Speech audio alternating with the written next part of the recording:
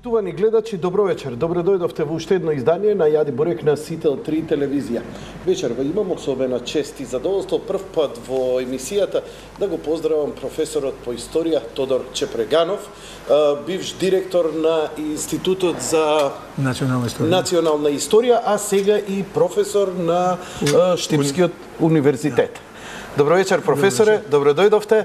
Многу ми е драго што прифативте поканата за гостување. Добро вечер, добро е најдов и поздрав до гледачите. Еден мал вовет од моја страна би бил дека во последно време не само публиката, не само јавноста, туку и луѓето кои се на функции, кои можат нешто да направат и бизнисмени, се повеќе се интересираат за историјата. Морам да ви кажам дека ја како млад човек сметав дека историјата е нешто екзотично и дека во едно нормално општество футуризмот би бил нешто она што напредните технологии и така натаму. Можеби во некој идеално време и така би било. Но како никогаш досега ние бараме одговори од историчарите. Историчарите како никогаш досега во историјата на Македонија, на екзистенцијата на овој народ и на оваа земја, не биле по-потребни да бидат постручни, да бидат поактивни и мислам дека како никогаш досега вашиот збор е респектиран. Најверојатно тоа потекнува затоа што луѓето се чувствуваат загрозени, земјата е загрозена од разни политички и разноразни и одговорите се бараат често во историјата. За жал не може да се надминат, таа е неодминлива, бидејќи ни ја напаѓаат други. Луѓето сега се во прелест. Дали тоа што другите ни го зборат е во право, се во право или не. Од друга страна, имав чест неколку ваши колеги и гости да дојдат и вие сте сега, да кажеме, некако и врвот на сите тие гостувања, кои презентираа своји книги, кои побудија голем интерес во јавноста, како и темите што се. Господинот Стојчев, а претходно и неговиот покоен татко, со Букурешкиот договор и воената историја на Македонија, но и пред некој ден имав чест ми пристигна, тоа е милениумската Македонија, монографијата Македонија, 4-томната монографија, едно исклучително, амбициозно и обемно издание, направено од многу 26 научни работници, еве одлично, ви благодарам. Меѓу кои сте и вие. Па еве, нека биде повод малку во врска со оваа книга во која учествувавте вие, во кој сегмент, вашето размислување за книгата, ја ќе се обидам повеќето од овие научни работници кои учествува и да ги поканам во емисијата. Не може секој да даде све за оваа книга, навистина обемна, извонредна и прекрасна. Па види, тоа е една репрезентативна книга, мислам, издание кое што навистина ни беше потребно на Македонија. Пред некој месец, еден месец, мислам, се одржа промоцијата и мислам дека е издание кое што и беше потребно на Македонија, за да може, сега е на македонски јазик, меѓутоа, како што беше соопштено, ќе биде преведено и на англиски јазик, што значи дека ќе може поголем број читатели во светот, кој ќе биде на англиски јазик, да се запознаат со оно што е историјата на Македонија. Во ово издание учествуваат 4 тома, учествуваат 26 научни работници и го обработува периодот од праисторијата до денес. Тоа е навистина Тоа е едно огромен труд е вложен во ово дело, се, да речеме, познати научни работници од Македонија, сите кои што се експерти во своите области, обилува со фотографии во боја од антиката, од сите периоди, што ја прави многу значања книгата за сите оние кои што сакат да се запознаат со историјата на Македонија. Јас сум и исто и дел од оваа книга, го обработувам периодот по 41-та година до денес. Кажете ми, дали работевте на веќе во книгата?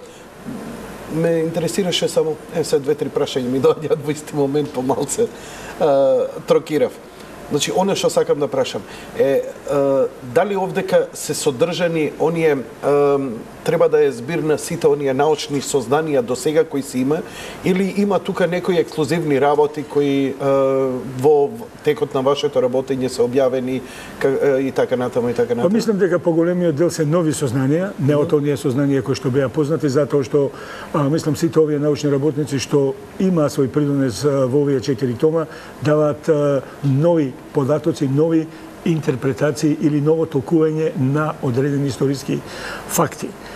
Например, мојот дел што се однесува до мојот дел се работи кои што се истражени во последните години од архивите во Велика Британија и документација од Соединетите Американски држави. Значи се работи за нови документи кои што до сега биле непознати.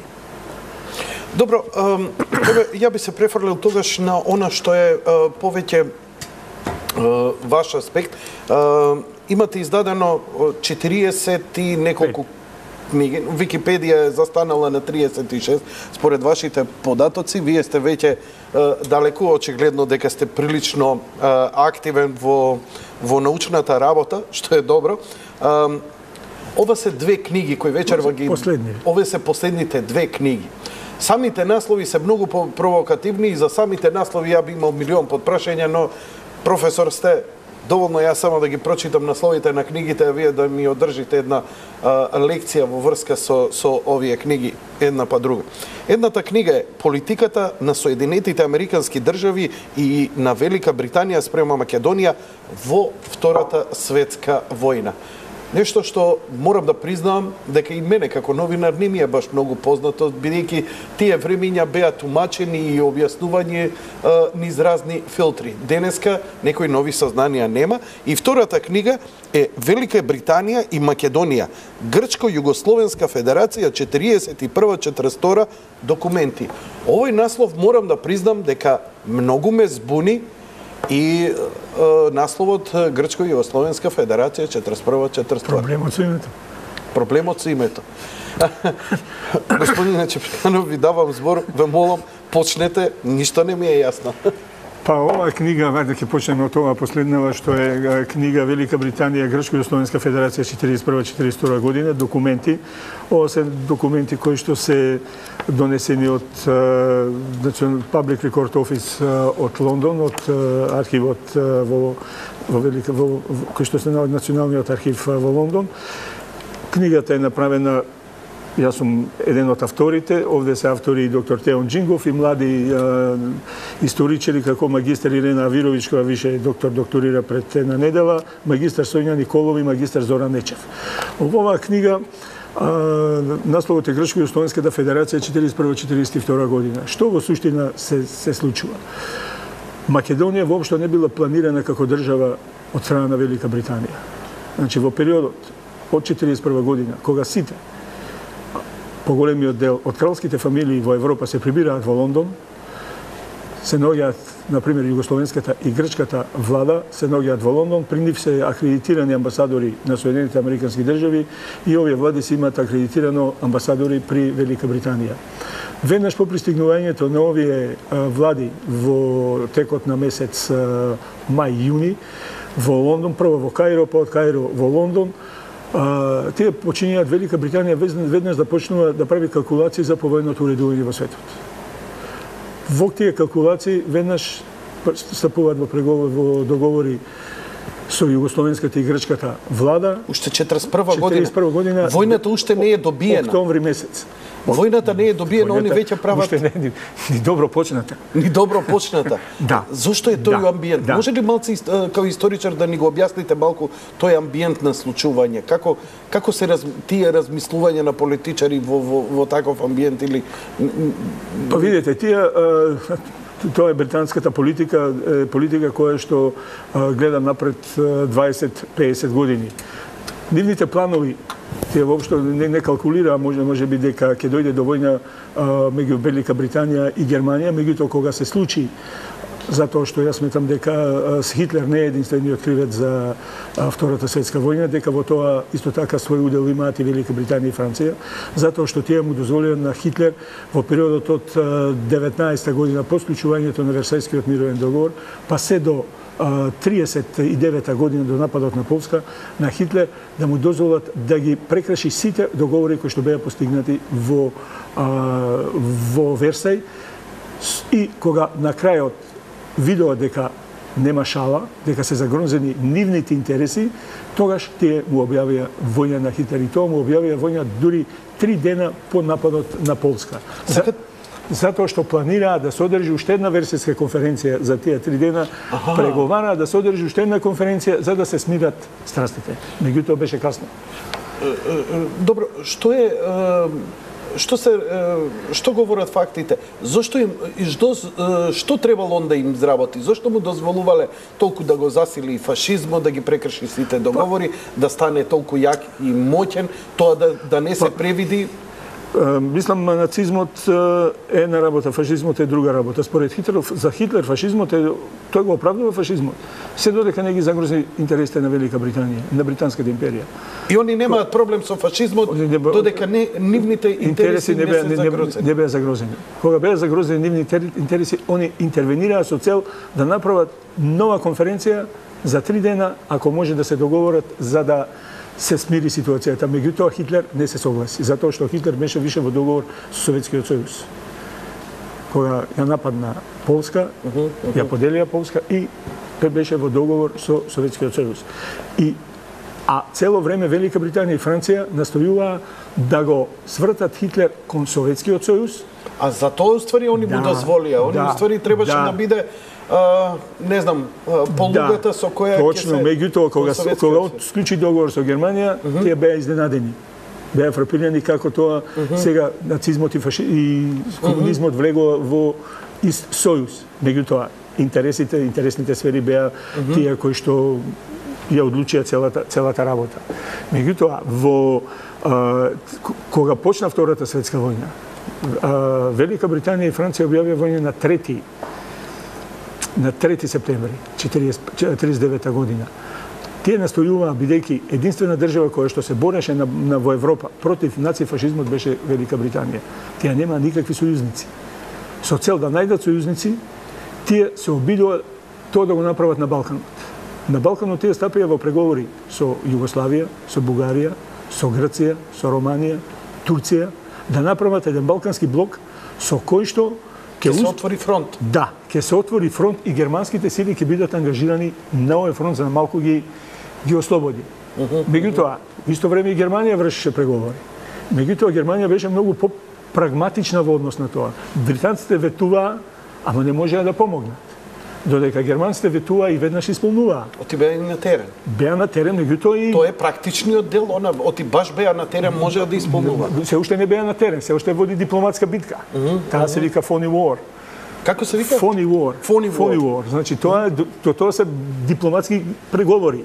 На Југославија и ветуваа излез на Солун, да организираат отпор на Бугарија и ветуваа враќање на Добруџа, на Македонија, на Романија и ветуваа работи кои што треба да ги донесите ветуваа, меѓутоа германците извршуваа. Со Добруџа веднаш им дадоа на бугарите. Романците и бугарите склучија договор и реши работа. Британците ветуваа, меѓутоа не може да го реализира, не може да го исполнат.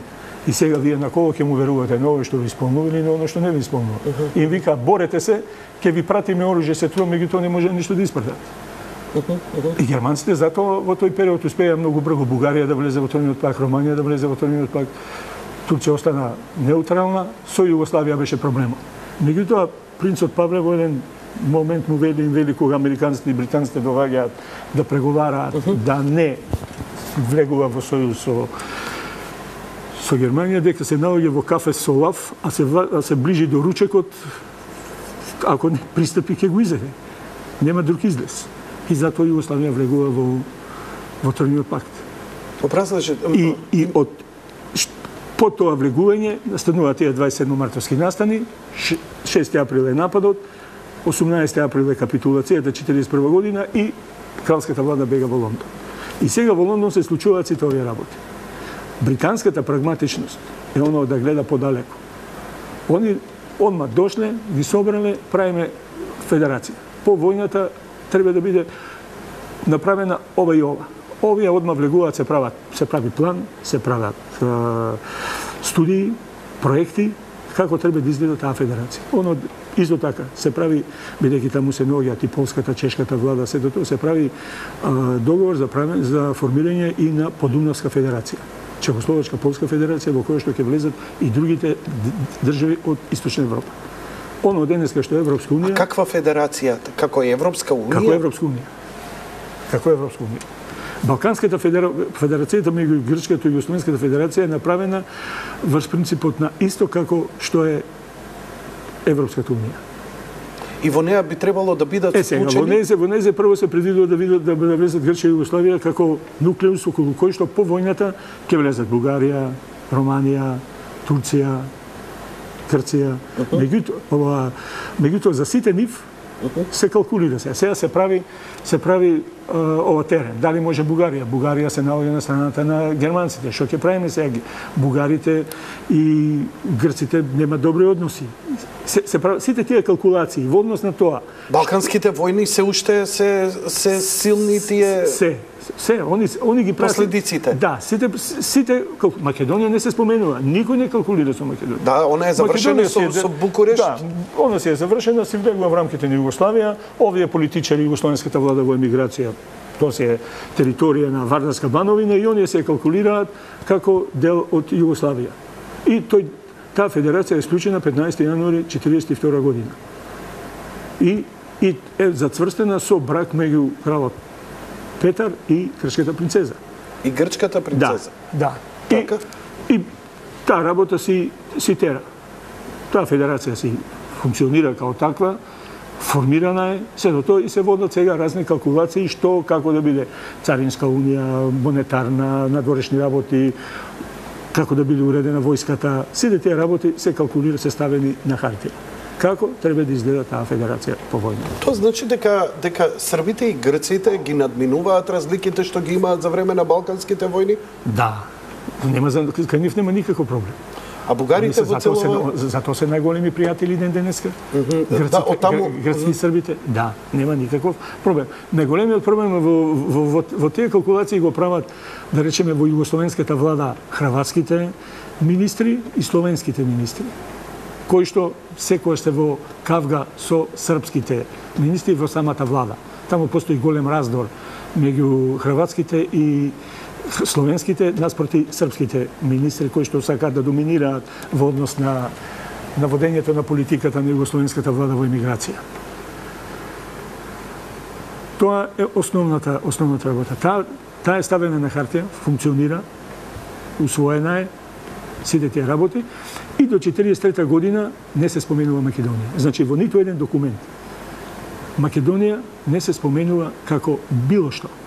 И они имаат, значи, кога ова би го замислиле токму ова и насловната страна на книгата, тоа е оваа федерација која Југославија и Грција би требале да ја формираат и заедно во неа да влезат и Бугарија и Романија и Словенија и така натаму, голема балканска федерација во која они би доминирале, би си ја направиле со како мини Европска унија. Они се тука калкулираат. Бугарија на страната на нацифашизмот. По завршувањето на војната ќе треба да ги сноси последиците. Меѓутоа ќе влезе. Така, и покрај тоа. И покрај тоа ќе влезе, меѓутоа мора да ги сноси последиците на тоа, на сето тоа. Романија, Турција, со Турција има проблем, бидејќи односите со Грција не се добри, ама британците ќе ги средиме работите, нема никаков проблем, таа работа може да се надмине и сето. Меѓутоа, многу интересно што тоа е таа британска политика. Оставаат секојаш невралгични точки. Точки кои што ќе им требаат во еден момент за да предизвикаат внимание. Има еден случај кога прават анализи за однос на Романија, се зборува за Трансилванија. Што правиме со Трансилванија?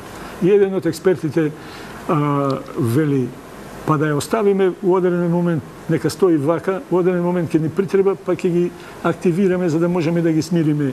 Како полуга за смирување. А што е Трансилванија? Па тоа е дел од Романија, кај што... Не, знам туку што е невралгично во... Па таму има малцинства. Има малцинства? Да, и сега да ги држи. И Македонија. И тој еден експерт вели, треба да внимаваме и на Македонија, и тој единствен кој што вели, јас сум за тоа на Македонија да и се даде автономија во рамките на федерацијата. Британски експерт? Британски експерт. Го има тоа како документ во книгава? Го има. Британски експерт. Меѓутоа, тоа не се прифаќа. Добро. 43-та година е пресвртница за нас. 43-та година е пресвртница. Затоа што на терен имаат сосема друга британците за ситуација. прв пат добиваат информација дека во Македонија се води борба. Антифашистичка борба, да они не знаат што е. Меѓутоа добив бидејќи британските војни мислици се наоѓаат во Албанија. А главниот штаб на Македонија се наоѓа на границата со Албанија, горе во Дебарско. И тие печатен првиот број на Нова Македонија кај Битуше, Ростуше, таму горе се наоѓа. И тие таму дознаваат од албанците дека во Македонија постојат партизански одреди кои што се борат против нацифашизмот. Тие го извештуваат центарот во Каиро. Мисиите, таму тоа е обавештајната служба на Велика Британија, го известуваат дека во Македонија се случуваат некои работи за кои што тие не знаат. Веднаш информацијата стигнува до Черчил и Черчил бара веднаш да се направи анализа што е тоа македонско прашање. Обавештајците, како што стои во документите, се растрачуваат, за 2 недели му доставуваат еден елаборат од 30 страници во кој што е обработено македонското прашање во сите детали. Во сите детали. Македонија во се. Хидрографија, географија, етнографија, народ. Значи во сите сегменти е обработено. Како може Македонија, дали може да обстои, како самостојна држава, како во рамките на федерација, кои струи се овде. И на крајот заклучокот кој што произлегува од целата работа е дека на македонците не може да им се даде обединување, никако, и дека Македонија може да биде само дел од една федерација. Да остане во рамките како автономна единица во рамките на... Но не и самостојна држава. Не. Тоа е заклучок. Тоа е заклучокот од сето тоа што произлегува на тие 30 страни. Постојат ли тие 30 страни? Постојат, објавени се. Овде се објавени? Овде не, во друге. Во друго се објавени. Во друге книги се објавени. Дали се образложени? Се е образложено. Се е образложено. Зошто е образложено? Например, дали Македонија може да биде во рамките на Бугарија? Дали Македонија може да биде во рамките на Југославија?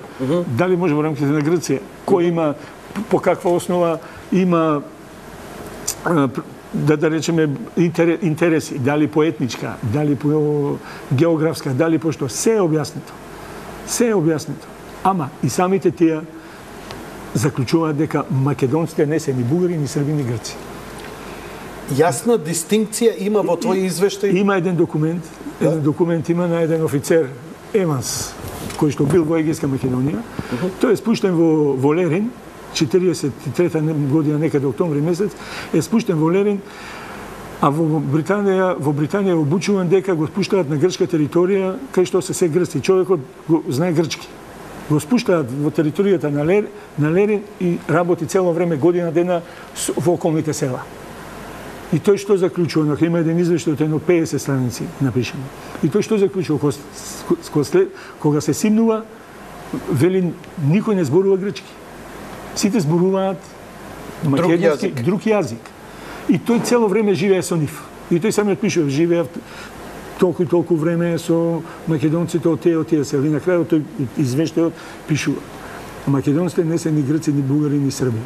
Тие се посебен народ, посебна нација, која што само поради лапсусот на историјата не формирале држава. А вика, ако се прашам јас лично, тие треба да имаат своја собствена држава. И тој извишта и го испраќа до Лондон и таму настанува паника. Во која смисла? Зошто? Настанува паника затоа што имаат они сосема друг заклучок. Затоа што експертите заклучуваат дека ова е многу интересен извештај. Дека не се некое малцинство. Не само тоа, него дека ни ги менува представите за оно што сме мислеле дека ни даваат информација грците за Македонија. Што се случува? Дека таму има голема маса на македонци. А од Грција добиваат сосема поинакви информации. Па затоа што најголем број од оние кои што оделе по терен, да речеме британци или бидејќи оние се многу ги сакаат грците, оние се така. Знаете, во брак со нив, миленичење им се, и со нив секојаш одела присмотра, одела некои полицајци. И овие македонците не можеле да зборуваат слободно. И извештаите се дека, меѓутоа овој живеел со македонците. Тој самиот го пишува, живеел со македонците толку време. И тој дава една таква добра анализа. Која година е ова? Тој 43-44 година. Извештајот тој од 43 до 44 живее таму, а 44 извештајот е даден. Објаснете ми малце таа паника, што се случува, дали се знае после сите тие извештаи, кога стигнува овој извештај, што станува со него? Па видите, планирано е у таа ситуација кога се случува, планирано е да се иселат од Македонија 1.200.000 македонци. Тоа е еден... Господи Боже, не ми кажувајте дека од тогаш планирана целата она... Да. Во Британија... Има документ во кој што стои... Не ја знам, значи, јас се извинувам. Има еден документ во кој што се бара се бројката да не калкулираме колку е, дека еден генерал планира да се иселат од таму сите македонци, со што би се решило прашањето без никаков проблем. Кое прашање? Прашањето со постоењето на македонците во Грција. Едноставно да исчезнат. Да, едноставно физички да се однесат и да нема македонци. Како што Сталин тоа го правил со цели народи во Советскиот сојуз, како што последен пат имаше помеѓу Хрватска и Србија кога иселија дел од народ, значи да се... Да. Значи тука треба да ги бараме одговорите зошто пушта напалм бомби, зошто ги помогнаа грците. Точно. Целата работа е околу тоа. Значи, конечно заклучокот е, они сваќаат, ако добро ве разбрав професоре, значи, они сваќаат дека имаат македонци, дека се засепни, дека живеат на таа територија, но дека решението е да ги иселат од таа територија и со тоа би се решил проблема. Иселување каде? Не знам. Не пишува. Не пишува. Не пишува. Едноставно тоа да се изврши. Грците тука тоа со големо задоволство затоа што значи окупација на територија. Да, меѓутоа во извештајот овој што е тој Еванс, бидејќи тоа, извинете, во тие години која е таа територија? Чија е таа територија? Таа е наводно под таа територија е тогаш во тој период под Елас. Под Грчка. Под Елас е Елас. Меѓутоа колку имена има таа земја? Елас, Грција, Грис. Меѓутоа тоа се уште не е дефинирана, војната не е завршена, не се знае што ќе биде. Не се знае. Грчката комунистичка партија ЕАМ им ветува на македонците, влезете, борете се со единиците на Елас. Тоа ми е познато од историја. Македонците формираат своји партизански одреди, влегуваат во Елас и се борат со ветување дека по војната ќе можете да се самоопределите. И тоа го прават македонците, има формирано единици, па настануваат разни спорови, чарки меѓу Елас и македонските единици, затоа што тие бараат да ги предводат, да им се стават на чело на македонски единици, македонските не дозволуваат, па Наум Пејов бега се префрла на територијата на Југославија, па Тито, по наредба на Тито, повторно се враќаат назад. Значи, туку уште тогаш настануваат тие проблеми околу тоа дали да бидеме со Елас или не. Меѓутоа, македонците се бореа на страната на Елас цело време. Меѓутоа на крајот... Ама против фашистите? Против фашистите, против фашистите, да. Они се бореа против фашистите. Меѓутоа, треба да се има во предвид дека сите комунистички партии на балканските држави пред се беа националистички партии, пред се го гледаа интересот на државата, на Грција. И затоа Елас после влезе во сојуз со владата од Каиро, кога дојде и станаа дел од министри, влегува еден дел од членовите на Елас, беа избрани за министри во владата на кралот. Вака, ми интересира тогаш, можете ли да го спомнете, еве, бидејќи на некој начин го елабориравте, ни го објаснивте сосема накратко и овдека сигурно е многу подетално, нели во книгава објаснето, сева ова што ми го раскажувате. Каков е односот на Југославија во тоа време? Добивам ја сега во последно време имам прочитано некои контроверзни. Од една страна, нели, Македонија добива своја самостојност во рамките на Југославија по победата, нели, бидејќи веќе 43-та британската британците веќе имаат друг играч на терен, значи не се четниците и усташите и така натаму, туку им се партизаните, Тито им се појавува, сосема поинаку се игра играта. Ме интересира сега, кога се менува таа перцепција, не кога се менува перцепцијата, туку како Југославија, значи како Тито и Југославија се однесуваат кон овој геноцид врз македонците или екзодус на македонците, бидејќи имам информации прочитано, јас само не можам да ги верификувам дали се историски валидни или не, дека дури и југословенски авиони ги помагале грците во тоа време, кои полетувале од југословенска територија и заедно со британските ги помагале во оној екзодус на македонците од грчка територија. Тоа е за време на Втората светска војна, Добро. например, тоа не се случува. Так. Значи, за време на Втората светска војна, ЕЛАС е она организација, военото крило на ЕАМ, која што ја организира борбата во Грција. Кон тоа се придружуваат и македонците, комунистичката партија бидејќи дел од македонците и раководители има македонски кои што биле во грчката комунистичка партија и тие заедно се борат против нацифашизмот. Несомнено дека треба да се има во предвид дека 1944 година македонците од овде престојуваа на територијата на Егејска Македонија. Таму беа македонските единици, затоа што овде имаше офанзива, сите тие се префрлија на територијата на Егејска Македонија и таму беа примени многу убаво. Таму едноставно се стационира бидејќи настана проблем. Темпо бараше да одат на Косово, Михаил Апостолски, Ченто бара, го постави прашањето што бараме во Косово.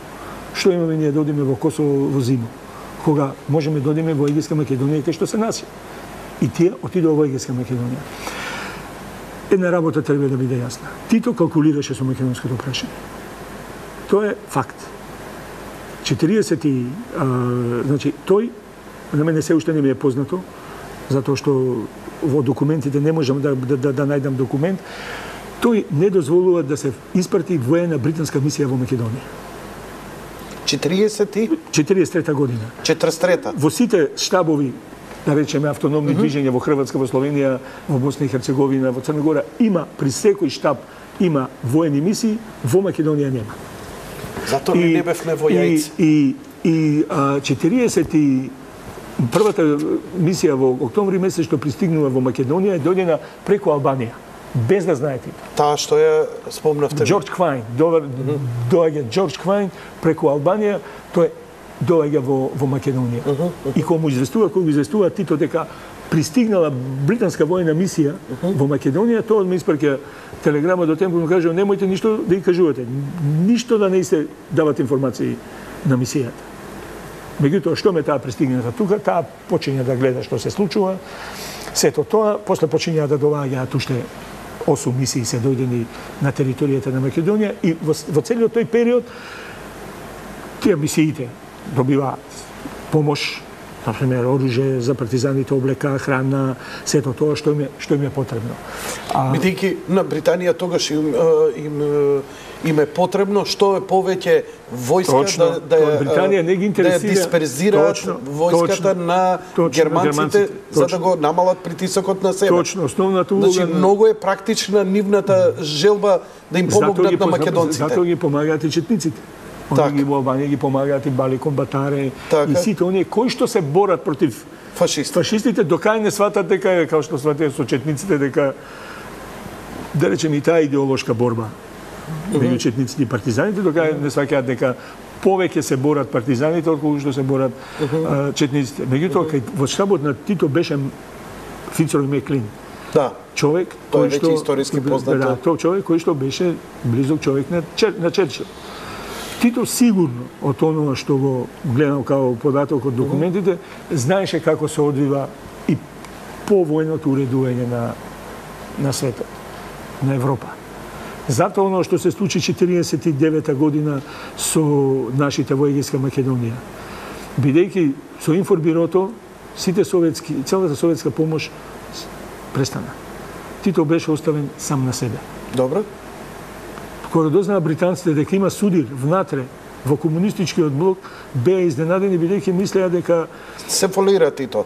Знам, дека тоа име фол помеѓу Москва и Белград. Дека не може да дојде до кавга меѓу комунистички и дека само заради материјално да искористат. Меѓутоа кога видел дека тоа е вистина, дека тој судире на вистина. Судире постои и има во документите дека мораме да го искористиме. Како? Во пропагандни цели. Мораме да го искористиме. Ќе му понудиме на Тито помош, меѓутоа ќе побараме и од него за возврат нешто. Тоа, оно што беше возвратот, беше Тито да ја затвори границите спрема Грција, да не дозволи да влегуваат македонци. Не само македонци, него македонци и сите оние кои што се членови на ДАК. Што? ДАК? Да, Демократската армија на Грција. Значи, и грци, значи, кои што беа комунисти, кои што да не влегуваат на територијата, ниту ранети, ниту болни, ништо да не може да влезе на територијата на Македонија. Тито тоа го направи. А зошто? За да добие пари од Велика Британија и од Америка. Не, ама зошто им е потребно да тоа? Мислам, ме интересираат причините поради кои они тоа го бараат. Да ги затворат тие граници, да не преминуваат армиите од една на друга и така натаму. За да можат да го уништат, да уништат демократската армија во Грција. Так. Значи тогаш се случи одлучувачката битка на Грамос, каде што беше поразена демократската армија на Грција и да не беа албанците да не отворија границата, 50.000 членови на ДАК ќе беа убиени. Бидејќи Југославија ја затвори границата, немаше каде да одат, среќа Албанија ја отвори границата и направи коридор преку кој што сите оние кои што на Грамос беа од Ова е веќе идеолошката борба, да, на Грамос, да? Успеа да се извлечат и после да отидат во земјите на Источниот блок. Так. Сите, дојде. Так. И сега ме интересира, значи во таа калкулација сметате дека он и директно се договара со британците, значи они го помагаат, тука веќе е прашањето на трст. Да. Токму тоа е тоа. Тито многу добро калкулира. Тој е повише заинтересиран за трст. Добро. Да. Македонското прашање успева да го контролира. Тоа се случува на второто заседание на само едно 44-та година кога се одржува првото заседание на АСНО, се формира македонската федерална единица во рамките на Федеративна Југославија. И што се случува тогаш? Бидејќи поголем дел од членовите на президиумот на АСНО, луѓе као Ченто, тука се Димитар Влахов, Шатев, Бршнаров, луѓе кои што ја носат она нитка на ВМРО, сето тоа, тие за независна Македонија, обединета македонска држава, сето, тие почнале да се однесуваат Македонија као да е самостојна држава и независна држава. И рекле, не ни интересира нас централата од Белград. Не ни интересира ништо. Тоа се случува август, септември, октомври. И доаѓа темпо. Ноември и стигнуваат информации до Тито дека македонците не знаат што е федерација. Дека си се однесуваат како што сакаат. И што прави Тито? Второ заседание на АСНО. Декември месец 28 до 1 јануари. Второ заседание на АСНО тогаш Стемпо, Кардель, редица други српски функционери и на заседанието е осудена сепаратистичката идеја на македонците националисти. И од тој момент 45 година, март месец, е одржана седница на пленум во Белград на ЦК, кај што е донесена одлука со сите тие национални елементи еден по еден да се осрнат од политичката страна и тоа се случи. Кој на Голи оток, кој у Идризово, кој у Белград, ги средија сите. И тогаш британците, кои што присуствуваа на заседанието, во извештаите пишуваа: македонското прашање е ставено во фрижидер. Затворено е. Тито го контролира. Затворено, нерешено или е замрзнато? Замрзнато е во фрижидер. Ама тоа не е решено. Замрзнато е. Па затоа цело време до 91 година зашто ние немавме проблем со името со Грција? Затоа што Тито го контролираше. Затоа што Тито успеа да формира пакт. Мислите комунистичката партија, бидејќи Тито почна уште... Да, комунистичката партија, добро, меѓутоа до 80-те години веќе грците почнаа да сватија дека почнаа да ги менуваат више имињата на таму на оно како се викаше егејскиот дел на Македонија, прво Северна Грција, па сето. Меѓутоа Тито успеа да формираат меѓу Грција. Името Македонија беше забрането во Грција до средина на 80-тите години, не смееше името Македонија да се спомне. Па токму тоа. Значи, он успеа да формира пак меѓу Турција, Грција и Југославија. Кој? Тито. 50 година. 53 година. Кој што и он успеваше сето тоа да го контролира. Зашто ние од периодот од 45 до 91 година немаме артикулација од македонската политика, освен да речеме на 2-3 пати Крсте Црвенковски и Лазо Кулишевски, онака што го поставиле во Бугарија и во Грција на тоа прашање. Сето тоа беше контролирано. Многу интересно, професоре.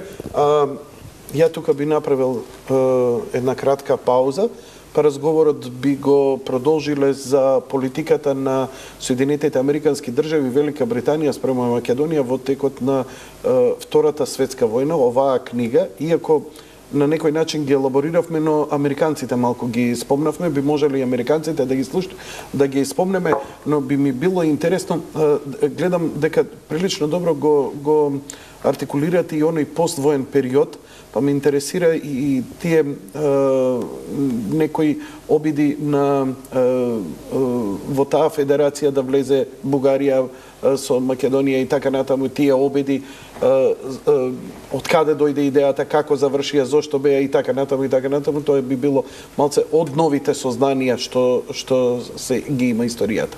Одиме со реклами, веднаш потоа се враќаме назад.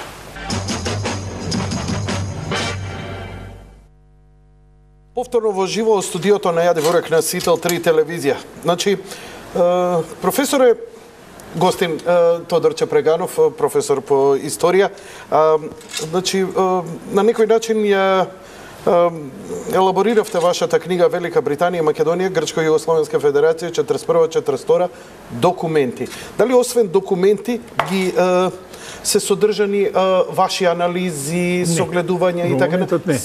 Само документи. Затоа што ова е само прва книга. Има еден огромен број на документи кои што се уште треба да се прочитаат, да се анализираат, за да се напише една сеопфатна книга за тој проблем. Затоа што тоа трае се до 44 година. Сите тие калкулации за федерации. Значи има повише федерации. Како што реков, има Подунавска федерација, Чехословачко-Полска федерација, сите тие, потоа Балканска федерација, да влезе во рамките на Чехословачко-Полската федерација, да се обединат, нешто што денеска е Европската унија. Значи, тоа се зачетоци на оно што денес е Европската унија. Значи, предпоставувам дека они за сите можни сценарија ги имале варианти кои... Да. Но нели им се менуваат работите кога се појавуваат партизаните, партизанското движење во Македонија и во Југославија и се менуваат односите на теренот. Тоа е едната страна, да речеме, она западна. Ама на другата страна имаме источната. Тука е и Сталин. И Сталин прави федерации. Така, и он прави калкулации. И тој прави калкулации. Така. Ке видиме во ова. Но не може да од ништо од ова да се заклучи дека сме ние некаква вештачка нечија творба. Не, тоа британците многу добро го кажуваат во документите. Британците има, не ја донесов, британците имаат објавено монографии за сите држави на Балканот. Така? И во Европа. Добро. За време на Париската мирна конференција, за да и помогнат на британската делегација која што броела 600 души, закупиле цел хотел во Париз, да имат направено книги за сите истражувачкиот оддел на Министерството за надворешни работи, има направено книги за сите држави. И тие книги требало да им послужи на делегацијата на Велика Британија при преговорите, да може да знае... Да се консултира со што... Да знае што бараат. Во историјата на книгата се вика Македонија е насловот. Да. На првата страница стои историски личности од Македонија. Филип, Александар Македонски и тера надоле се. Која книга е, која година е отпечатана? Тоа е 1920 година. Дали постои ова примерот од оваа книга? Објавена е. Објавена оваа книга. Само не ја донесов, не ми текна да ја донесам. Таа е објавена. За разлика од тоа, во Грција... Мали пали колата иде ке професорот дома да ја земеш. Во грчката книга, таму не постојат Александар Македонски и Филип. Професоре, ми оставувате должни примерот кој да го прикажам. Да. Добро. Јас се извинувам, можеби на некои луѓе кои подобро ја познаваат историјата и се поподготвени, се извинувам заради моето незнаење, но моето незнаење го сметам за предност да излечам што е можно повеќе податоци од вас. Кажете ми, велите дека ви се потребни да читате уште многу документи. Да. Дали ви се достапни прво тие документи? Так ги има. Дали британците ги даваат? Дали има документи кои не ви се достапни? Па поголемиот дел се достапни. Да речеме, оние документи кои што се однесуваат за периодот и по војната се достапни. Има некои документи кои што имаат не може да се она дистанца историска што се вика треба да има архивска. Има некои кои на пример еден документ е забранет да се однесува за Македонија, е забранет до 2045 година. Каков документ е? Не знам. А постои тој документ? Постои документот. Од која година е тој документ? Не се знае ни тоа. Јас го читам, ама забранете за гледање. Како ме интересира од практичен аспект, како го читате? Постои некаква листа на од архивот? Електронски. Сега е многу лесно. Порано беше, јас сум таму почнав да одам од 95-та година.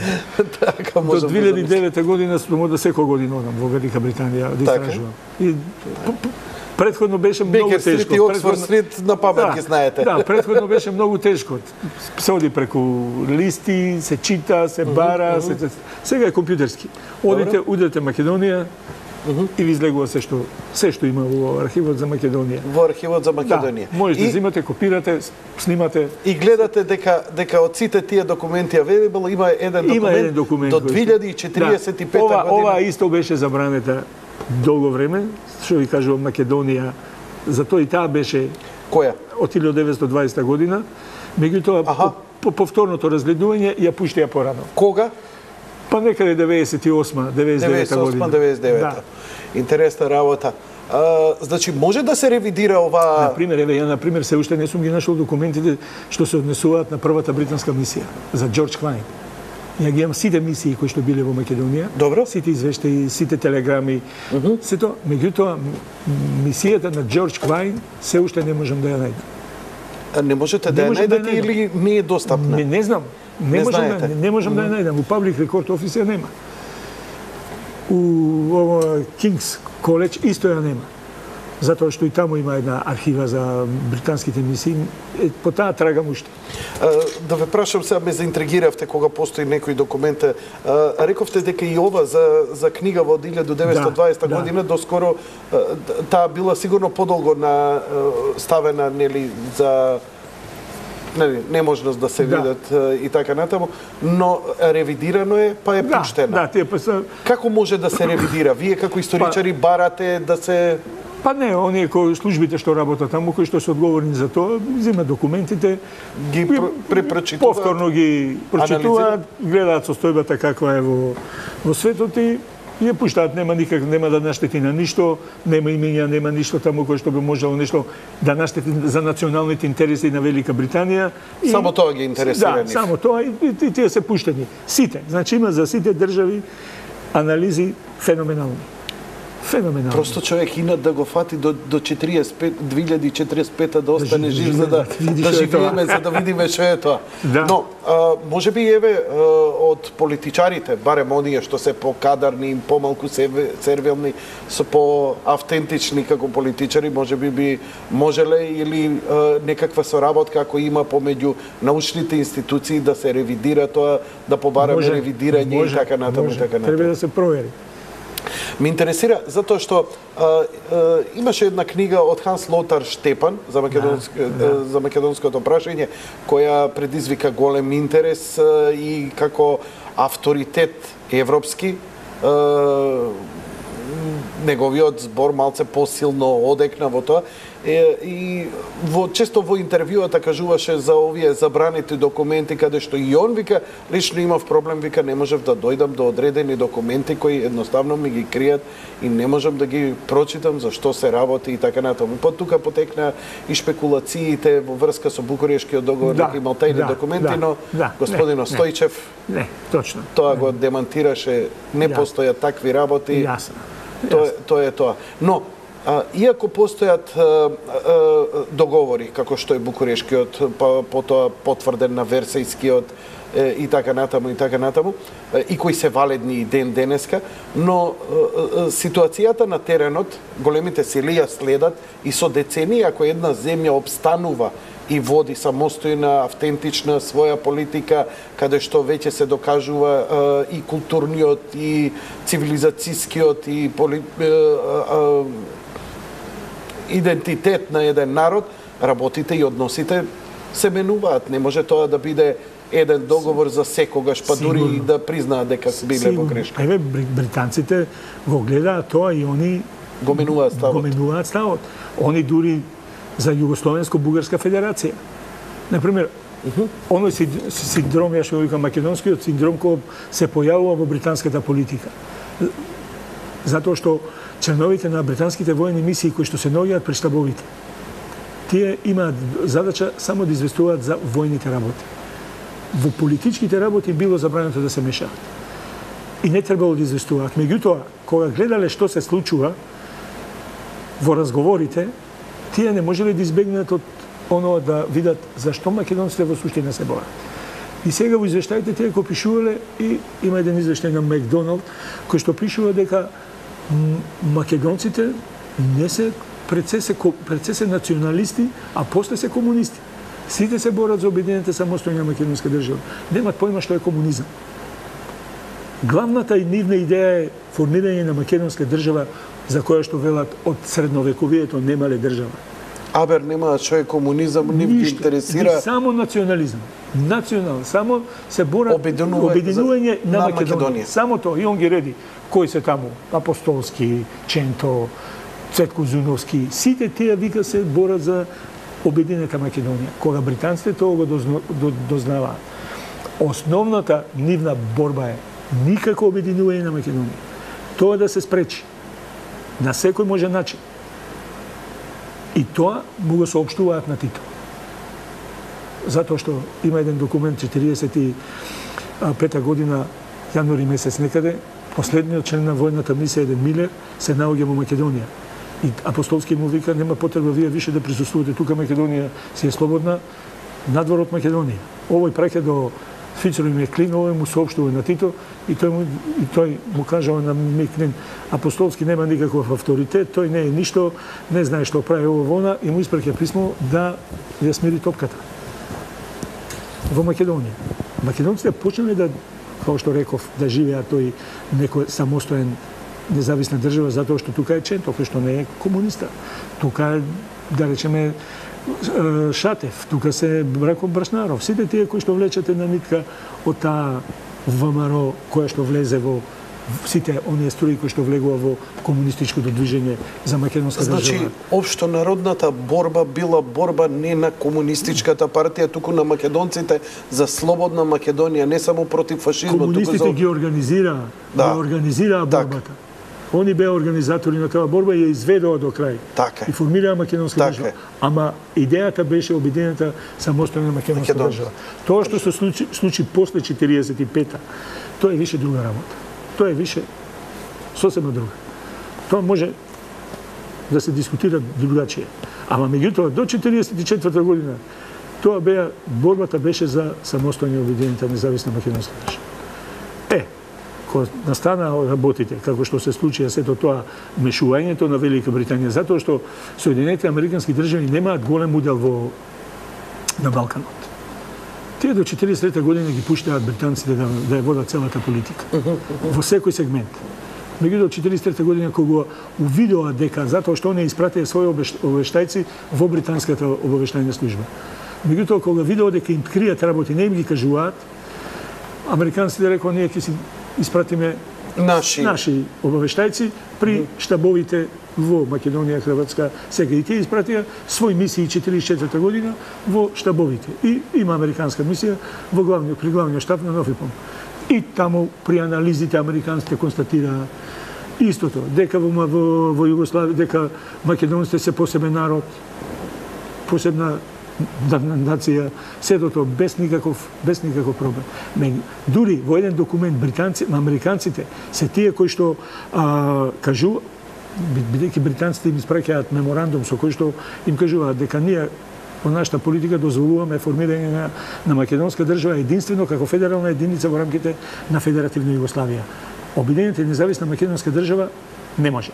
Не доаѓа во предвид. Не доаѓа предвид. Меѓутоа британците, американците во првиот документ што го прашаат, пишуваат дека ние сме приврзаници на ставот нека содржи референдум, така? Па како ќе се одлучи народот, нека биде тоа. Британците веднаш реагираат. Уште 40 американците заговараат референдум. Да, меѓутоа британците веднаш реагираат и овие одма го менуваат ставот. Не може само така. За да не дојдат во судир со да не се нарушат односите. И тие после велат еве американците го јаваат истиот кој што го јаваме и ние. Зошто на Јалската конференција на пример не се македонското прашање воопшто не се постави? На Јалта? На Јалта. Па затоа што британците и американците се договорија пред одржувањето на конференцијата дека тоа прашање нема да се отвара. Нема да го отвара. Дека тоа прашање ќе биде решено меѓу нив. И тоа го реши они. Македонија само во рамките на Федеративна Југославија, Обединената и самостојна македонска држава нема. А зошто само во Федеративна за да биде контролирана? Да биде контролирана. За да не дојде до обединување. На пример, тој Еванс во својот извештај пишува: јас сум македонците да формираат своја сопствена држава, ако ме прашате мене. Меѓутоа, историски нема да биде добро. Зошто? Затоа што вика, грците ќе станат од сите страни, ќе има крв до колена. Затоа што територијата што ја има Грција, Егејска Македонија, е територија од која што тие се прехрануваат. Животно важно име на грците. Да. Тоа е територија. Поради тие причини вика треба да се најде решение. Треба да се најде решение грците да бидат. Сега тој кажува да ги почитуваат македонците човекови права, сите тие работи, школи, ово на сето тоа да им се даде. И тоа се реши со Екзодус. И тоа се реши, како што го знаат да го решаваат грците. Кажете ми, може би сега ние во вашиот сегмент, но ме интересира, кога се случува екзодусот на македонците од егејскиот дел на Македонија, не доаѓаат сите во Македонија, што е логично.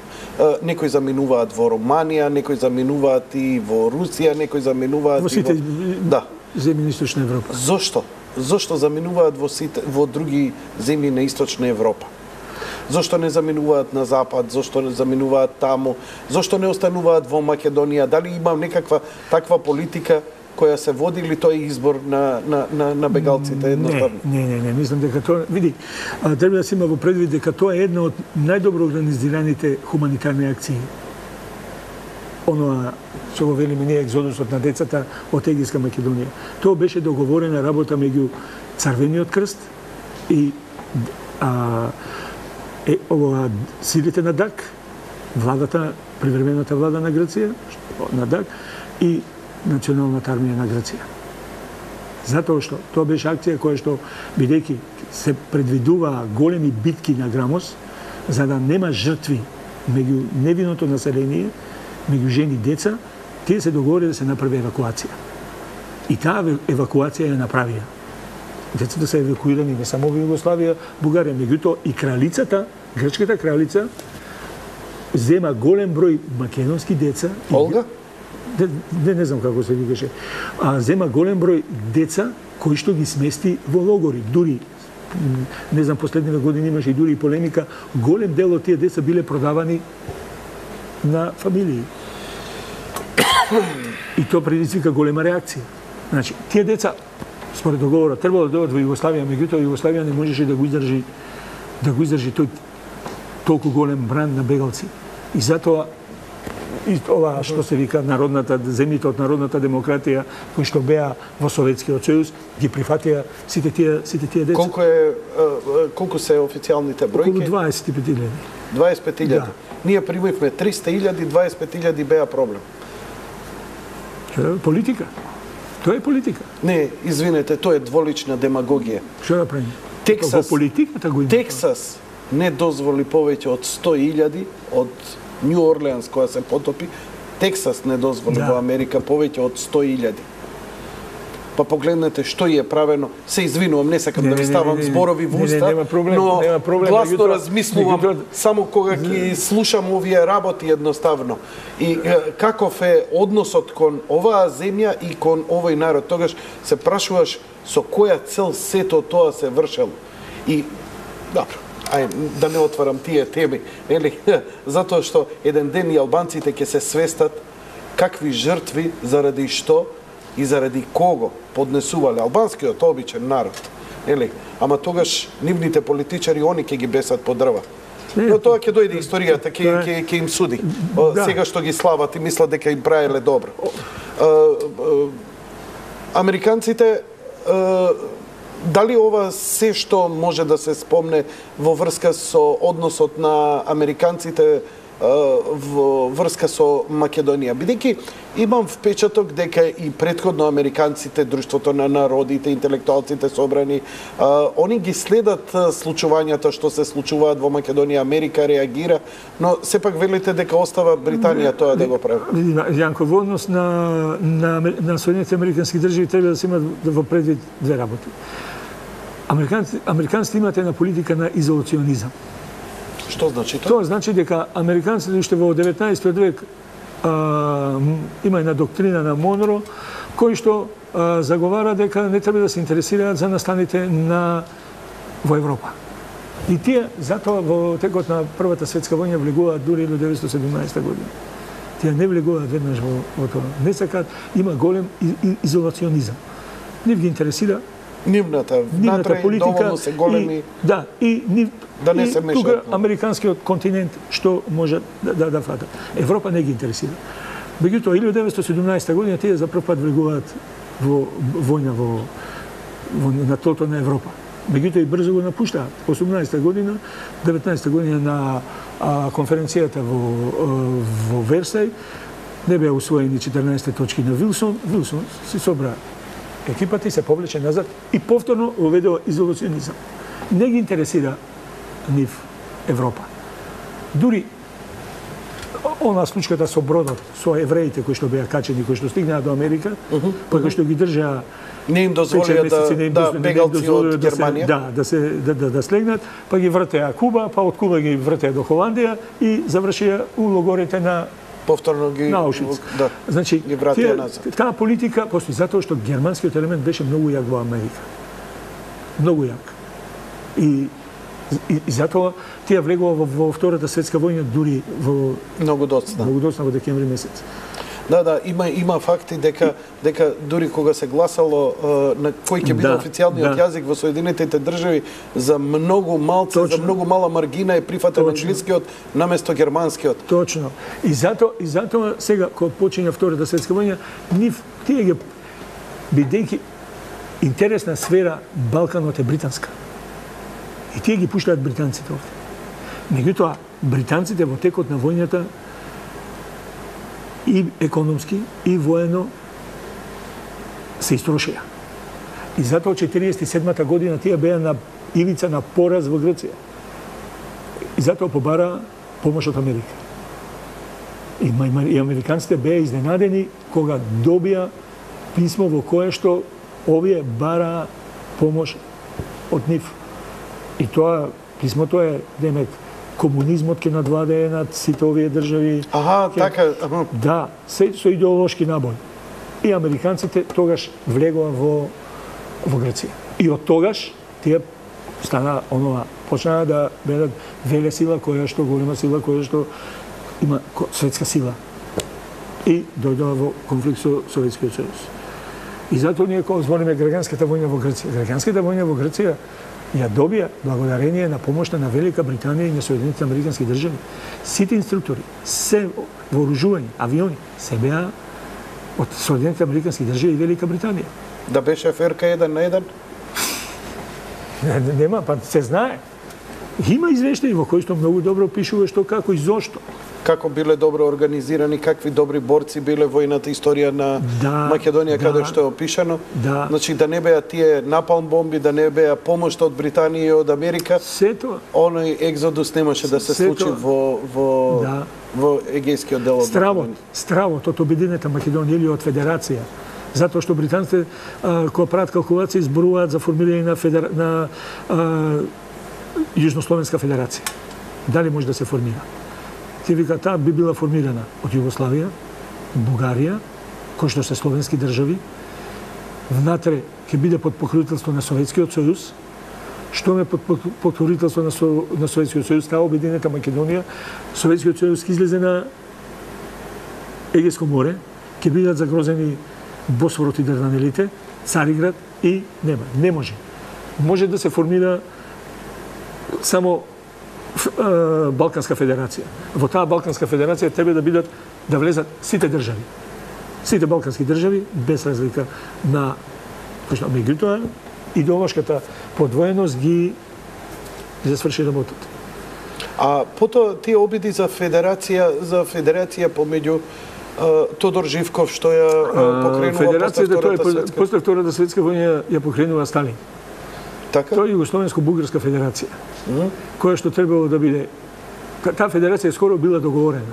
Јануари 45-та требало и да се подпише. Бугарскиот представник доаѓа више со... Каква федерација? Што... сега, таа федерација требало да... Тито предвидува тоа да биде... Бугарија да биде дел од федерацијата, меѓутоа не као посебна држава. Да влезе во федерацијата, а додека бугарите бара таа да биде као посебна држава меѓу две држави. И тука настанува конфликтот. Меѓутоа и преговорите пак по наредба на Сталин се прекинуваат. И за таа федерација. Меѓутоа за таа федерација, кога разбираат британците и американците, веднаш реагираат дека тоа нема да го дозволат да се формира таква федерација меѓу Југославија и Бугарија. Ги има преговорите кои што се водат. Значи они делуваат врстите да не се дозволи таква конфедерација. Да. А нему во тој момент и сигурно би му било во интерес уште појака федерација да има на Балканот. Па може би, меѓутоа не знам, тоа се политики кои што не се остварени и не можеме да збориме што би било. Но би шпекулирале. Можеме да шпекулираме само што се би се случило. Може, ако бугарите беа искрени како што беа до 48 година, да речеме, признавање на македонско малцинство, на македонски народ во Пиринска Македонија, отварање на школи, културна автономија, сето тоа, да не беше 48, може би ќе беше сосема друга состојбата на Балканот денес. И со македонците. Само чисто од оној идеолошки аспект на судирот помеѓу Тито и Сталин. Да. Тука и ние уствари ги трпиме тие последици денеска, да речеме, во односот со бугарите. Точно. Кога би рекле сега дека се сменети односите, очигледно ништо не е сменето од тогаш. По истата идеолошка матрица, односот денеска го градат од времето на тоталитаристичко комунистичкиот период. Да. А се обидуваат денеска, например, голем дел од опозицијата, например, кај нас, новинарите и оние што сакаат да манипулираат со историјата во дневна политика, да инсистираат дека, еве, вие искажавте неколку работи, дека антиквизацијата, тоа е еден измислен збор кој господинот Фрчковски го измисли за да делува погрдно во напад на продивниците и во нивното навредување и понижување.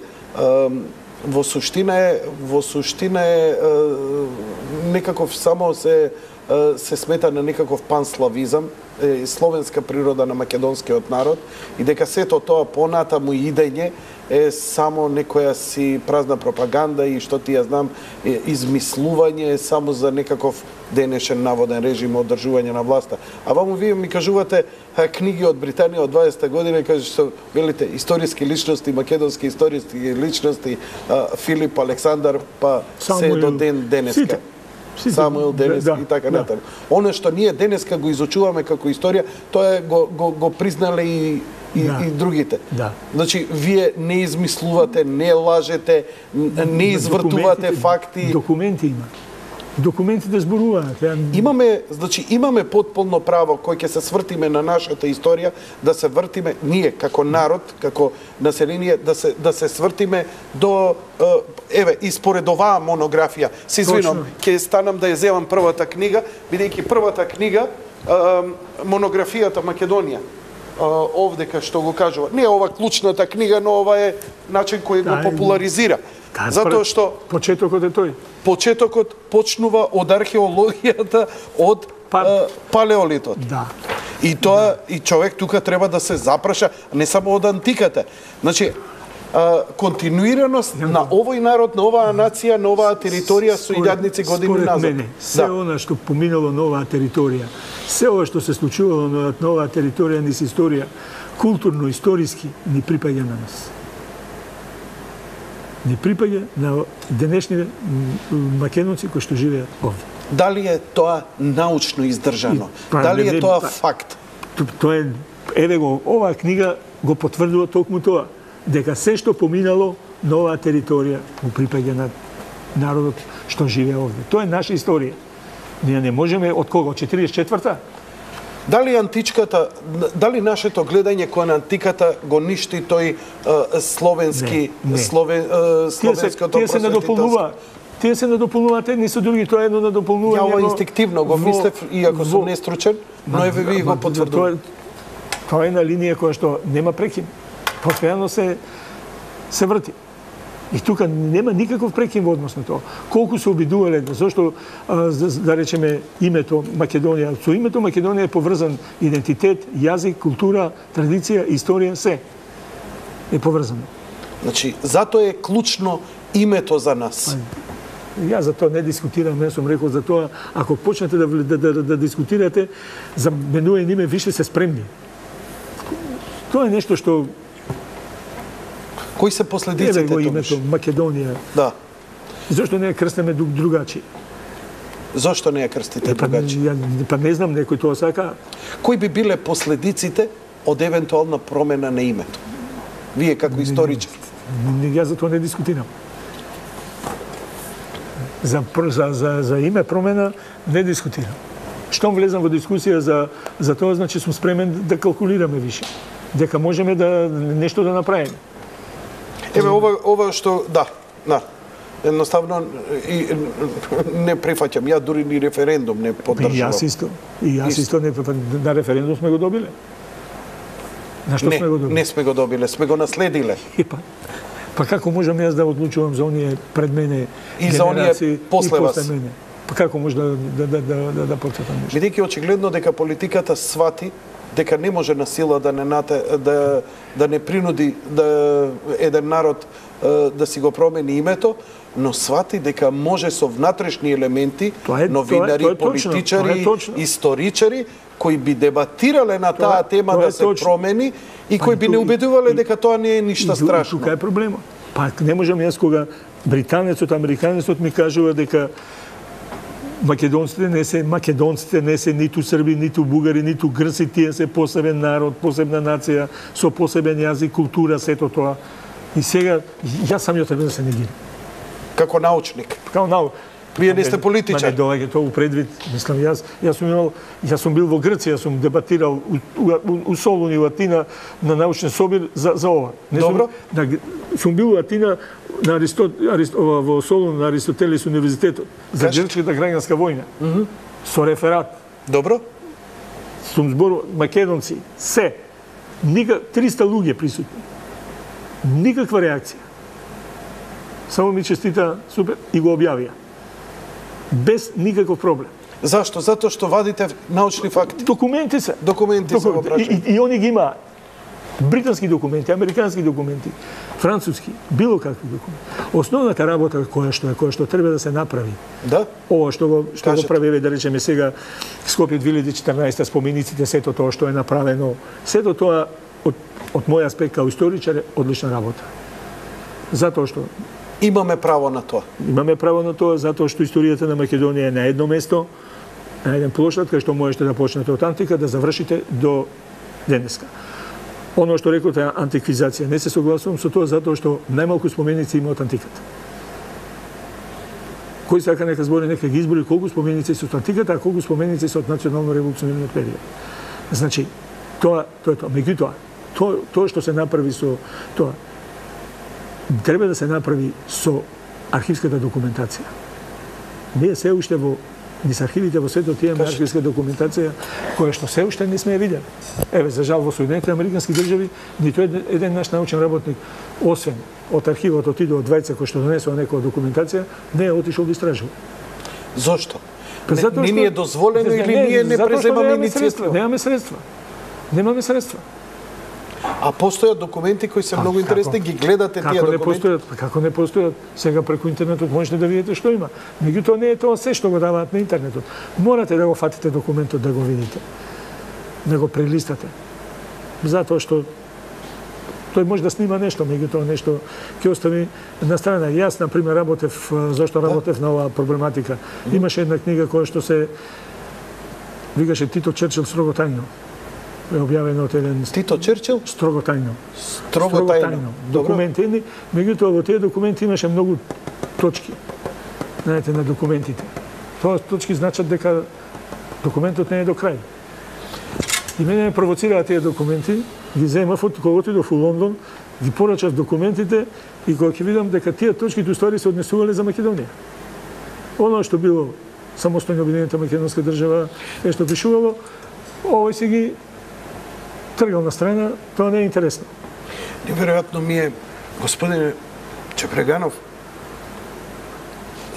да ве поврзам, не сакам, мислам, со сета должна почитно еве се подсетувам на едни зборови кои господинот Стојчев ги изговори овдека кога го потпрашував зошто Букурешкиот договор е таков каков што е, зошто Македонија не е земена во игра, зошто да се ништи Македонија и од страна и на Русија, и на Англија, и на големите сили и така натаму и Франција во тоа време. Затоа што ми рече дека балансот, сега парафразирам, не знам јас точно, коригирајте ве молам, балансот на силите. Подобро е да ја нема, одошто ако ја има, балансот на силите би бил нарушен и она би била повод за конфликт помеѓу големите сили. Македонија е најдобро решение за да нема конфликт помеѓу, значи непостоењето на македонското прашање е помалото зло за избегнување на конфликт и евентуално светски судир помеѓу големите сили кои би се отварале тие прашања овдека на Балканот, бидејќи не знам, Бугарија ќе си полага свое право, зад нив ќе застане Русија, Србија зад нив ќе застане Франција, Грција зад нив ќе застане Британија и големите земји уствари ќе се конфронтираат, а не малите земји. Ова се интересите на големите сили овдека. Знаете во лондонската конференција како е? Не. На лондонската конференција кога завршува првата балканска војна, кога се собираат амбасадорите на големите сили, формираат една конференција, едно тело. Балканските држави доваѓаат сите посебно, друга конференција. Балканските држави меѓу себе разговараат што ќе прават како, меѓутоа не може да донесат одлука, мора да ги известат овие. Ги известуваат што се договориле, Србија го известува, да речеме, Греј, кој што е британски представник, овие србите го известуваат францускиот, и сега они тука меѓу себе, овие се договараат сега, до своите влади испраќаат информации, што правиме сега. Па, ќе седнат они ќе решат, не можете ова, ќе им кажат на србите, вие не можете дојдете до Црна Гора, ќе го напуштите, да речеме, таму без разлика кој град. Овие бугарите можете да земете ова не можете. Така се правило. И тоа тело е направено токму за да одржи рамнотежата, за да не настане нарушување на статус квото на Балканот. Да бидат задоволени нивните интереси. Сега во овој момент, што мислите? Не е ваша работа, но еве како историчар, може би и како човек, еве кога веќе се отвара. Дали во овој момент екзистираме под една обзервација, дали нашата екзистенција ќе биде повод повторен за евентуално утрешни конфликти помеѓу големите сили? Ако ние екзистираме, а ја исполнуваме, да речеме, еквилибриумот, значи да не го нарушиме еквилибриумот, рамнотежата помеѓу големите сили, ние евентуално би имале тогаш шанса да се, значи тоа претпоставувам дека ќе треба некоја деценија да се издржи се во ова, историски гледано, за да ни дозволат да преживееме, бидејќи огромни пари влегуваат преку разни невладини организации, преку партии и така натаму, каде што треба да се поремети таа визија дека ние Македонија смени име и да и реши го проблемот, ништо голема работа и така натаму. Тоа е страшно. Па, видите, токму тоа е проблемот што ние сменивме име, сменивме устав, сменивме знаме, сето тоа. Овие од надвор не обсервираат, не гледаат што правиме. И каде ни е критичната точка на кршење? Кога викаат, и сега зошто? Смените го името. Кога гледаат дека се менувате, дека, како што рековме, па и да сменете име. Дека има сили кои што се спремни тоа да го направат, кои што заговараат дека ние ќе имаме решение, ама никош не го кажуваат. Кој ќе биде решението? Поздрав, Геро. Никош не го кажуваат решението за тоа. Нормално викаат, па чекај, ние ќе најдеме сили кои што тоа може да го направат. Они ви гледаат порозноста, дека вие сте порозен. Дека можеме ние тука тоа да го направиме. За разлика од грците кои се унисони, едноставно црвена линија имаат и неа попуштаат. А ние имаме опозиција која од месец на месец ги менува ставовите. Затоа што креацијата на македонското прашање се токму тие големи сили. Денеска се Европска унија. Токму тие големи сили. И јас не сум видел се уште Европската унија да гласа за тоа дали кој членка од Европската унија е да не поддржи, а која не е. Јас се уште не сум видел некој да крене два прста. Да речат, ајде, сте за Македонија да биде членка на, па Грција нека стави вето. До такво уште не е дојдено. Па не е дојдено. Се решава, ние ве поддржуваме, овој не поддржува, оној не поддржува, се вербални. Ама решите го проблемот со името, ќе има како да го решиме. Господине Чепреганов, ја проучувате историјата и многу добро ги знаете и вие многу подобро и условите и амбиентите, не само од оној период вие што сте го проучувале, туку и од сево ова, еве ја го најдов, нели, од палеолит и мезолит. Каде што, нели, човек да се факти види, да се наежи што ова се факти, ова не може никој да го негира. Така. Сакам да кажам, Сакам да кажам, ме интересира, бидејќи вие ги гледате работите од една перспектива, но ги согледувате од многу сегменти, за разлика од нас лаиците. Дали сметате дека едноставно во овој момент ние би требало само да издржиме и дека или што би требало? Сега, сигурно не гледам можност да земеме сега, не знам, пушка во рака па да идеме во планина, немаме против кого, нели? Но мислам дека историски, кога би можел да го гледам ова од после 50 години, главната борба овде би била само да се издржи. Мислам дека основниот проблем е што ние немаме, партиите меѓу себе немат договор, консензус во однос на тоа. На националните прашања. Како што имаат грците. Грците во однос на прашањето за Македонија, која партија и да е, има и став. Нема Македонија. Ама левицата и десницата, ова и вие ова го гледате, ова и пред Втората светска и за време Втората светска војна се конфронтираат по многу прашања, тоа ден денеска продолжува таа приказна. Точно. Комунистите едно време во Грција се дистанцираа од тоа пред 10-15 години. Меѓутоа брзо влегува во шемата, затоа што реков преска. И во текот на НОП, Грчката комунистичка партија на македонците им ветуваше самоопределување, обединување, сето тоа. Меѓутоа, до момент од интерес. Ама кога ќе дојде до тоа, им рече нема. И они се затоа што реков, сите се националисти. Пред се комунистите, балкански држави беа националисти.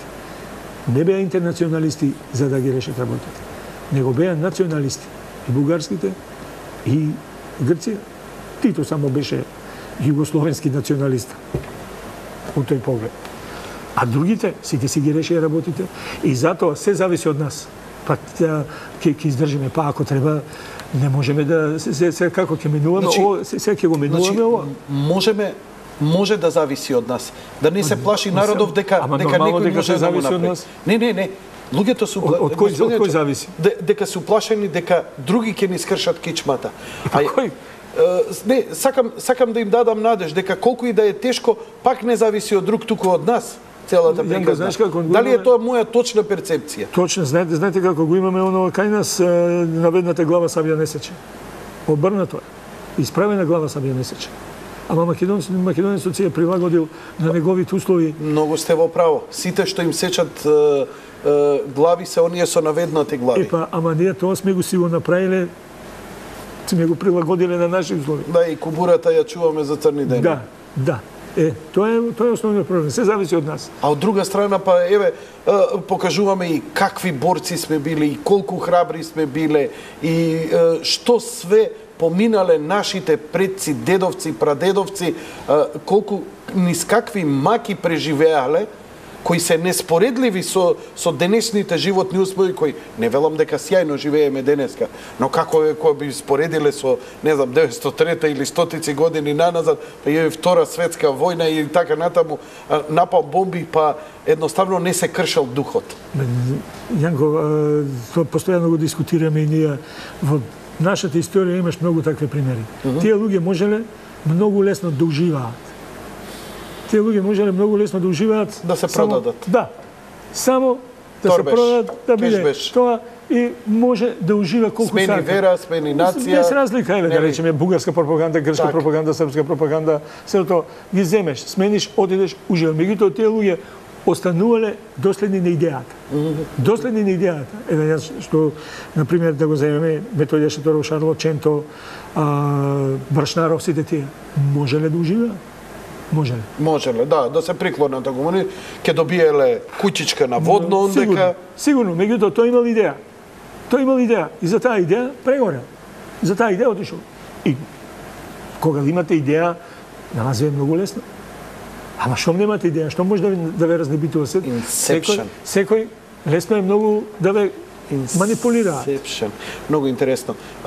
Професоре, ќе направиме уште една кратка пауза.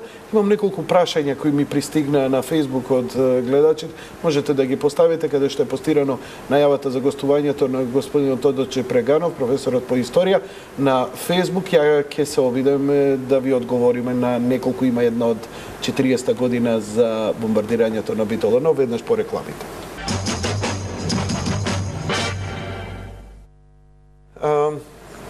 Господине Чепреганов, има уште неколку аспекти кои можеби денеска, ја не сакам да ве фрлам во денешната дневна политика, но од она се што нели го дознаваме од сите овие излагања, може човек да извлече заклучок за денешната политика и доаѓаш до човек може да заклучи една работа и она што го рековте, дали денеска во Европската Унија, за прием на Македонија во Европската Унија, е воопшто дозволено гласање, а Грција нека стави вето. Но интересно е дека еве и еден грчки политичар скоро Венизелос изјави дека се го спомнате Самарас, извинов, дека Грција не е проблем за прием на Македонија во Европската Унија, туку Европската Унија. Она го креира проблемот. Точно. Она не го решава тој проблем. Истите креатори на македонското прашање се денеска во игра. Значи не е само Грција, ние ја фокусираме само Грција, не баре она сама. Грција е милениче на запад. И тоа е основна колевка на демократијата. Успеа грците да го наметнат тоа преку британците и тоа е основниот проблем. Тоа е добар пиар и да, и сега се вадат на сето тоа. Интересно е што за жал не сакам да го наметнувам тој оној маченички крст на Македонија, дека Македонија постојано не била сакана, но тоа е неоспорен факт. Но тоа е неоспорен факт. Ние не бевме валиден играч, ние бевме карта за подкусување во Југославија, ние бевме. Меѓутоа треба да бидеме свесни што повеќе копаме ќе наоѓаме работи кои што на нас самите може нема да ни се допаднат. Кај нас. Треба малку да бидеме самокритични кон самите себе си. Во однос на сите тие работи. За да, еве, пред некој ден беше Александар Стојчев, Букурештскиот мировен договор, Балканските војни. Да не, еве, до 43 година не нема. Где нема? Никој не слушнал за Македонија. Која Македонија? Подигањето на востанието, да речем 11 октомври, потоа, кога почна борбите во Македонија, слушнаа. Слушна, има некој, чекајте, има некој друг, шо баратија? Македонска држава. Каква македонска држава? Нема е никаде. Од секогаш имало некој кој што се бореле, ВМРО, ваму, таму, се до тоа. Меѓутоа, таа нитка постои. Еве, изби 43 година разбраа. И ја сврти работата. Мора да бидете субјект во работата. Морате да бидете вие на терен. На терен. Мора да, еве, партизаните делуваа, слушнаа. И више почна да ги врткат калкулациите. Со кои се, со комунистите, со Тито. Па тие ќе победат по војната. Шо правиме? Ке има македонска држава. Чекај, ама кралската југословенска влада... Што ми кажувате? Пасивноста е она што го убива. Па токму тоа. Балканските војни, каде беа? Да се формираше една македонска единица, да се бореше за ослободување на Македонија, за формирање на македонска држава. Единствени кои што беа овие од Русија. Чуповски, Крстен Мисирков со своите меморандуми. Од друга страна имаше меморандуми што обединување со Бугарија, сето тоа. Но другите беа во војски во рамките на Бугарија и Србија, затоа што им беше ветувано дека независна Македонија. Не им беше ветувано, им беше на кого? Им беше ветувано. Имаше на Букурешкиот мировен договор на конференцијата? Не. Сами сме криви. Таму имаше човек од Македонија кој што беше дел од бугарската делегација, Симеон Радев. Учествуваше, зошто не рече, чекајте, постојат македонска држава, не се бори за македонска држава, формирање со македонци треба да направиме држава. Не. Си преќуте човекот. Да, мора да бидете присутни. Тоа што се случи 43 година. И гласни. Тоа што се случи 43 година. Првите информации во Америка, кои што го гласаат, оно се новинарите. Првите информации во Америка за Македонија стигнуваат преку весниците. Нью Йорк Таймс, Сан Франциско Хроникл, Таймс. А затоа ви е добро Скопје 2014, затоа што бранува, затоа што испраќа порака, затоа што се случува, затоа што пишуваат за тоа. Па нормално. Нели? А затоа некому му одговара плоштад без ништо, онаков празен и така натаму. Затоа некој сега хистерише толку силно зашто имаме споменици и така натаму и така натаму. Тоа е политика. Тоа е политика, се си доаѓа на свое место. Но интересно е, има еден доказ дека, нели, често викаат ова е српска територија, Македонија е Бугарија, Грција и така натаму. Има еден факт само, сакам да го прочитам. Дај го компјутерот, режија. Компјутерот мој, режија. Значи, прашањето е од гледач поставено кој вели: Италијанската фашистичка армија ја бомбардира Битола, при што загинуваа 9 битолчани, се ранети 21 лице и е настаната голема материјална штета на целото ова бомбардирање. Официјалната југословенска влада остана нема и без остар одговор на злосторот. Бомбардирањето на Битола 5 ноември 1940 година. Еве го. Тоа во политика и така натаму и така натаму. Зошто е бомбардирана? А одговорот зошто нема реакција? Тоа е војната меѓу Италија и Грција. Италијаните ја нападнаа Грција и во таа војна што се водеше, македонците беа во првите борбени редови да ја бранат Грција као грчки државјани, што беше сосема нормално. Меѓутоа, при еден од тие напади беше бомбардиран и Битола. Југословенската влада не реагираше со ништо на сето тоа. Па, еве го мојот заклучок. Ако е оваа територија Вардарска Бановина, ако е Србија, ако е Бугарија, ако е Грција, кога некој ве бомбардира, зошто не се побуните? Па точно. Не ги болело, не било нивно. Ама исто окупацијата на Бугарија, зошто Западна Македонија остана под Италија? Зошто бугарите не ја зема? Зошто не беше дел од таа бугарска држава, новоослободени територии? Зошто западниот дел на Македонија 43 година кога капитулира Италија, зошто бугарската држава тој дел не го припои кон делот на овој дел од Македонија, кој што беше под бугарска окупација? Зошто го остави на италијаните прво, па на германците? Па да влезе, да биде дел од голема Албанија. Зошто го направи? Па затоа што не ја чувствува за своја територија. Затоа. Вие нешто што не го чувствувате за свое, ќе го даете многу лесно.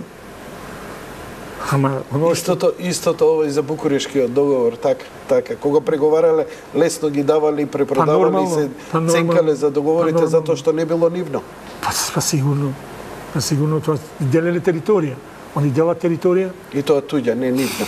Најмалце бори. Нормално, Туѓа тоа се договарате. Само до каде иде на Балканот, секој на некого нешто му должи. Нема држава, сите сакат да бидат големи, а територијата е таа. Каква е улогата во овие години на Ванчо Михајлов, Тодор Александров? Дали ги проучувате и тие? Па не многу. Ванчо Михајлов го проучувам во контекстот на оно што е, да речеме, меѓу двете светски војни и од 24 година наваму во однос на некои релации за тоа еве, например, онова што беше за... Бидејќи сега има доста, се уште траат тие контроверзии, несогласувања на едни и други. Сите тие, и Ванчо Михајлов, и Тодор Александров, и Мара Бунева, и ред други македонски револуционари, тие се македонци. Тоа е факт. Од тоа не можеме да бегаме. Тие се дел од македонската историја и ја не би ги дал на никоја друга. Тие се наши. Меѓутоа треба да напишеме што и како било. Да. За каква идеологија имале, зашто се бореле. Тоа е веќе друга работа. И сето тоа ние ќе си го објаснеме. Тоа е дел од нашата историја. Не можеме ние да имаме една историја која што ќе биде праволиниска се добро, како што беше позитивистичка историја, како што беше во комунизмот, во социјализмот, да, например, се е совршено. Се е совршено, нема ништо. Не, ние ќе си кажеме, окей, тоа беше вака, тоа беше, тие беа за тоа, за тоа и за тоа. Дали да ги чествуваме или да не ги чествуваме, тоа е прашање кое што треба да има една дебата на која што сите тие работи ќе бидат ставени на маса. Каква би била изгледала таа дебата? Што би било таа дебата? Дали тоа би било МАНУ? Дали тоа би било, не знам... Мислам дека сите релевантни институции кои што и историчари кои што се занимаваат со таа проблематика. Сметате ли дека ние уште не ги отвараме тие теми или не ги затвараме тие теми? Мислам дека не ги отвараме. Мислам да се отвара, да речеме, секоја година на истите денови. Така. Мара Бунева панехида, Тодор Александров панехида, Иван Михајлов, како беше шоферот Черноземски. Се на такви работи се отвараат тие работи. И нема заклучок. И нема заклучок, наместо да се седне и да се донесе, за да се направи една дебата, да се направи една дебата од сите оние кои што ги знаат работите, работат на тоа и може да се седне да се направи една добра дебата и да се донесат одредени заклучоци, за да нема после тоа па зошто вака, па зошто онака. Ги имаме ли сите документи што ни е потребно за една таква дебата или треба и уште архивите низ Москва, низ Софија да се прочепка? Па, мислам дека за ова поголемиот дел ги имаме затоа што треба да имаме во предвид сега и тоа е прашање. Поголемиот дел документи се наоѓаат во архивите на балканските држави и на европските и на, да речеме, во Соединетите американски држави. Во Македонија се знае од 45-та година како држава почна да собира архивска документација.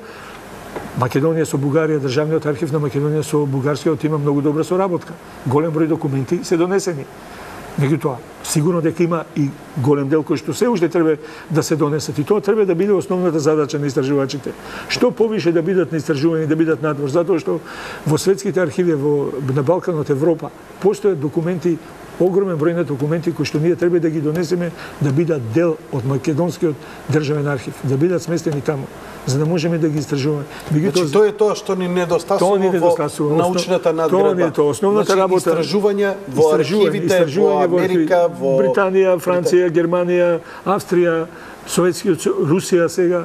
Значи, тоа не е основната работата на истражувачот е постојано да копа. Значи, недоволно е ова до сега и мора да биде континуирана. Недоволно е. Јас истражувам во Велика Британија, ние не сме отворили уште документацијата да бидеме за Првата светска војна. Има томови документи. Во врска само за Македонија? Само за Првата светска војна. Значи има огромен фонд на документација има. Кажете ми што планирате, редовен професор сте на Штипскиот универзитет, во вашата научна работа имате навистина богата библиографија. Што е следното? Еве овие последните две книги. Па сега ова прва книга од ова федерација, Грчка и Словенска федерација, мислам дека ќе продолжиме и понатаму со тимот да работиме на другите документи кои што ги имаме, огромен број на документи. Исто така планирам за оваа година една книга која ќе се однесува на ВМРО во британската документација. Едноставно, како британците гледаат на внатрешната македонска револуционарна организација. Да направиме една монографија за неа. Монографија, да. Ќе ми биде задоволство да ја презентираме. Британски аспект на тоа. Професоре, само ве замолувам за таа книгата на британците. Нема проблем, Ако ние нешто... Ќе гледам да ви испратам. Или барем да ми насочите, да би сакал да ја видам не само јас, туку и да ја презентирам на гледачи. Ќе видам, може и на интернет да ви ја пуштам. Одлично, уште побаво. Мислам дека ја имам на интернет с книгата. Ви благодарам за вечерашното гостување и благодарам на поканата. Се надевам во некоја друга прилика исто по добар повод. Нема никаков проблем. Почитувани гледачи, тоа беше се за вечера. Благодарам за вашето внимание. Лека ноќ и пријатно.